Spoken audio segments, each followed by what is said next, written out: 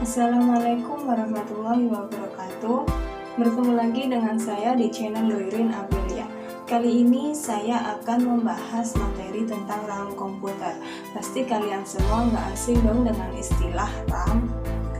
Sebelum saya lanjut ke materinya, sebaiknya kalian like, komen, dan subscribe dulu channel ini. Baiklah, kita langsung saja masuk ke pembahasannya. Baiklah, kita langsung saja membahas apa itu RAM komputer. Yang pertama, kita bahas pengertiannya dulu.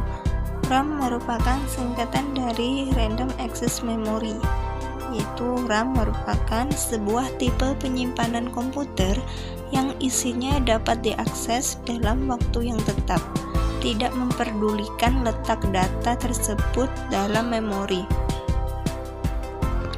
Selanjutnya, untuk fungsi RAM sendiri.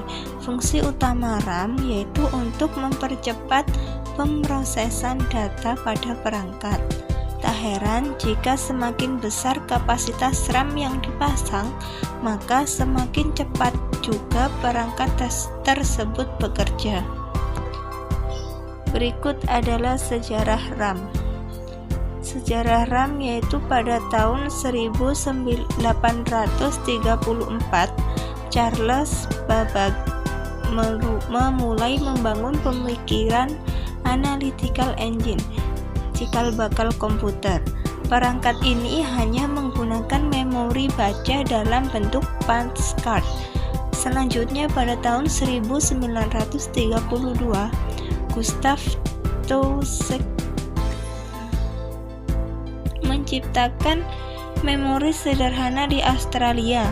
Selanjutnya pada tahun 1936 Konrad Zuse mematenkan memori mekanik untuk digunakan dalam komputer. Memori komputer sederhana ini didasarkan pada sliding bagian logam. Selanjutnya pada tahun 1939 Helmut Schreier menciptakan sebuah memori prototype matakan lampu neon. Selanjutnya pada tahun 1942 The Atanasoff Berry komputer memiliki 60 bit kata-kata 50 memori dalam bentuk kapasitor dipasangkan pada 2 drum berkulis. Untuk memori sekunder menggunakan kartu punch. Selanjutnya pada tahun 1947 Frederick V. Los Angeles mematenkan penemuan yang menggunakan memori inti magnetik. Berikut adalah jenis RAM pada komputer. Yang pertama ada DRAM. Memori DRAM atau Dynamic Random Access Memory merupakan jenis RAM yang dipakai secara umum pada berbagai tipe komputer. DRAM termasuk memori semikonduktor, artinya membutuhkan kapasitor untuk refresh data yang ada di dalam memori. Yang kedua ada SRAM. Jenis SRAM atau Synchronous Dynamic Random Access Memory termasuk salah satu RAM yang memiliki kecepatan tertinggi di antara lainnya, berkisar antara 100 MHz sampai 133 MHz. Selanjutnya ada RDRAM. Jenis memori RDRAM atau Rambus Dynamic Random Access Memory mulai muncul ke ranah pada pasar pada tahun 1995 sampai 1996. Kata rambus sendiri tidak lain adalah nama dari pembuatnya. Pada masa saat kecepatan RAM lainnya hanya sampai 133 MHz, RDRAM sudah mampu menembus 1 GHz. Yang keempat ada SRAM.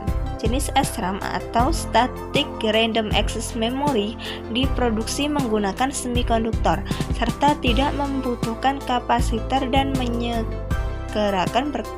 penyegaran berkala. Karenanya ada kata statik di bagian depannya. Untuk jenis yang kelima ada EduDRAM. EduDRAM atau Extended Data Out Random Access Memory mulai dikembangkan sekitar tahun 95 dengan slot memori 72 pin. Secara kemampuan EduDRAM dapat membaca serta mentransfer data dibanding jenis RAM lain pada saat itu. Pada masanya, EduDRAM sangat sesuai dengan kebutuhan RAM pada prosesor Pentium. Untuk jenis yang keenam yaitu ada FPM-DRAM. FPM-DRAM yaitu Fastback Mode DRAM. Jenis desain dan model FPM-DRAM adalah bentuk awal dari DRAM. Sebelum dikembangkan, FPM-DRAM mampu mencapai kecepatan transfer maksimum sampai 176 megabits dengan change L2 serta berfungsi baik dalam frekuensi 16 MHz sampai 66 MHz. Jenis yang selanjutnya yaitu ada Flash RAM. Jenis flash RAM termasuk memori dengan kapasitas rendah yang biasa digunakan pada perangkat TV, mainan anak, printer, ataupun ponsel lama.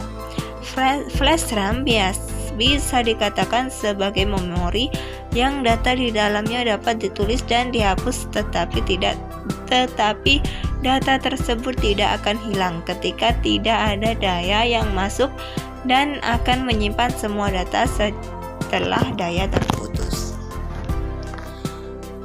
Jenis yang ke-8 ada SDR-RAM. Jenis SDR-RAM sering disebut dengan SDRAM saja karena dengan SDR singkatan dari Single Data Rate yang berarti hanya mampu mengirim satu instruksi perintah ke CPU dalam satu siklus clock saja. Untuk yang jenis ke-9 ada DDR-SDRAM. DDR-SDRAM adalah perkembangan dari SDR-RAM di mana kemampuannya 2 kali lebih baik karena dapat mengirim instruksi perintah 2 kali dalam satu siklus clock. DDR-SDRAM berfungsi dengan baik pada daya rendah sekitar 2,56 volt dibanding SDR-RAM yang bekerja di 3,3 volt. Perbedaannya, DDR-RAM menggunakan 184 pin dan 1 nodes di konektor.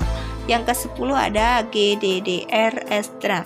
GDDR-SDRAM dengan huruf G artinya grafik, yang bermaksud bahwa GDDR-SDRAM khusus dirancang untuk VGA atau video card.